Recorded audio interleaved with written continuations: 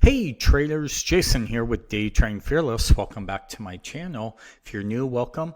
Make sure you guys hit the like button, subscribe, and also do me a favor and leave a comment if you guys like these weekend watch list videos, and if there are other videos you guys want to see in the future. But let's jump right into this video. This is a weekly watch list for May 14th, 2023.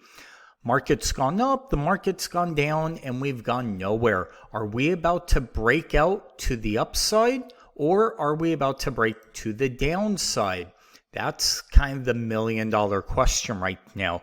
This is essentially, looking at this market profile chart, this is the range that we're kind of playing around in. We are exactly where we were back at the beginning of April. Right? And we're already in the middle of May. So it's kind of interesting. We have a lot of things going on. The debt ceiling looming over us. We also have the interest rates. Still don't know if they're going to keep raising them. Bunch of little things going on. So let's dive in to the main chart to see a little deeper if we're actually going to break out or break down. This is essentially what we're playing with. If we want, and I'm going to actually do it, I'm going to draw a new trend line, right? So we're kind of like, this is our major, this is the minor. We're stuck in between these two. We're just barely holding the 200 and the 50 moving average lines. So it's going to be interesting. Do we break above and start to work our way up, which to me personally, I see kind of very hard because of all the uncertainty that's going on. Remember, markets they like certainty. They do not like uncertainty. And with June 1st supposed to be quote unquote the day that the US defaults, and you got Biden keeps postponing things going on with McCarthy. I've said for a while, I actually think they're going to default. And I'm not saying it from doom and gloom. I get it, we've never defaulted. But guess what? There's always a first, right? We never saw a sickness like we did until a couple of years ago in my entire lifetime, and I'm almost 50. So there's always a first for everything. And this time does feel a little different. I feel like the market is so complacent right now, it really doesn't care. And I actually think things are going to break. Now, sometimes it does take a little longer for things to break. I would be maybe even going out to the weekly. Okay, and if we look at the weekly, we have a bearish engulfment here. Again, if we break higher, probably go higher, but do we just break higher and reverse and come all the way back down? That's another thing that can happen in the next week, right? But as of right now, we have 1, 2 on the weekly. We are actually bearish, okay? That's kind of where I'm standing from this point. We are bearish on the weekly, so we will see what's going on.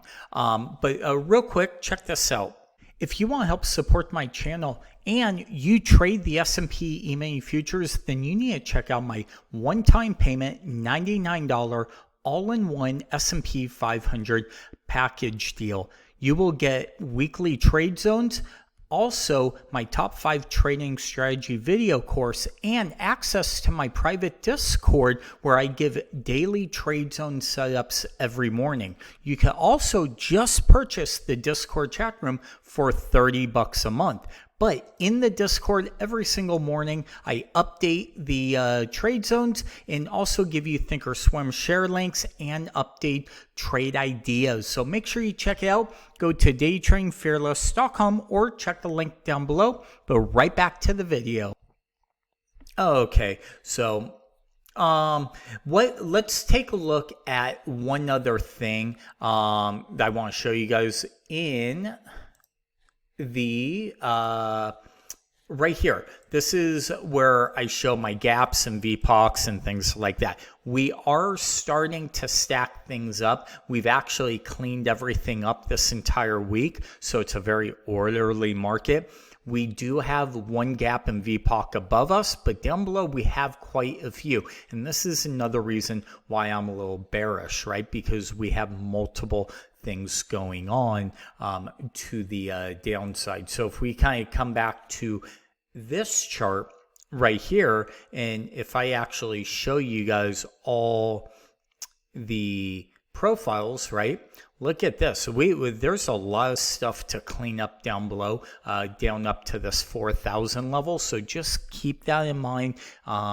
We kind of rallied, never pulled back, right? Just gap and go, gap and go, gap and go. And we haven't pulled back to clean all this up. So this foundation may not be that great.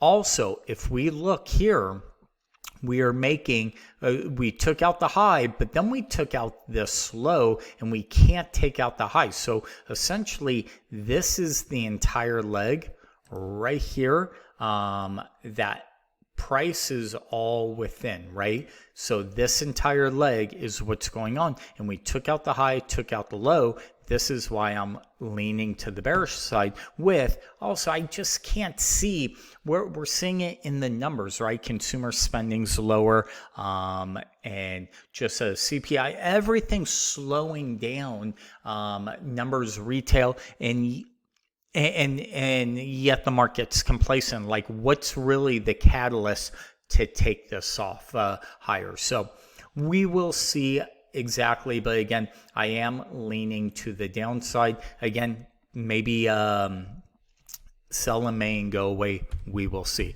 NQ has been stronger, kind of made new highs, but remember, NQ also lagged for a long time, and NQ does feel a little tired here, and we're going to see it in a couple things that I'm going to show you towards the end of the video. But let's take a look at crude oil. This is one thing that scares me right here.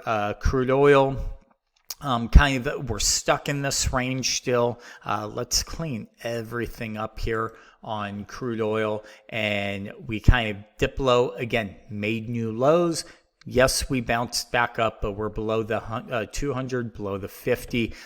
Crude oil might be a precursor to telling us what's going on.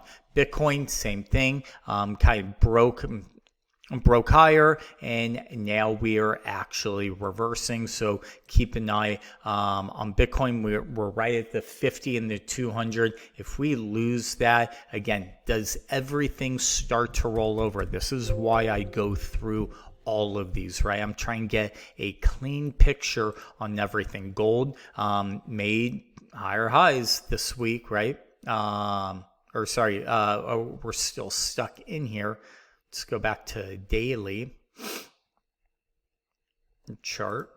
Okay. But we're just kind of turned around, but gold is holding up fairly well. So silver, SLV, pulling back, right? That ratio is starting to go back. Remember, I said long silver, short gold for a while. That trade worked out, but now it's kind of going back the other way. Silver ran up way too much, but I do like silver right around the 21 level for potential bounce. Remember, none of this is trade advice. I'm just some dude on YouTube. And then finally, let's take a look at Apple. And this is why. Apple kind of came out great earnings, and it's gone absolutely nowhere this entire week. Where are all the buyers? If anything, there is a little bit of a divergence going on right here. So just something to be aware of. There is also a gap down here, 165, that potentially might need to get filled. So if the market does fall apart, all these things could be combined. So hopefully that helps, guys. As always, thanks for watching. Also, leave a comment. Let me know what type of videos you guys want to see me do in the future. And until next time, we'll talk to you soon.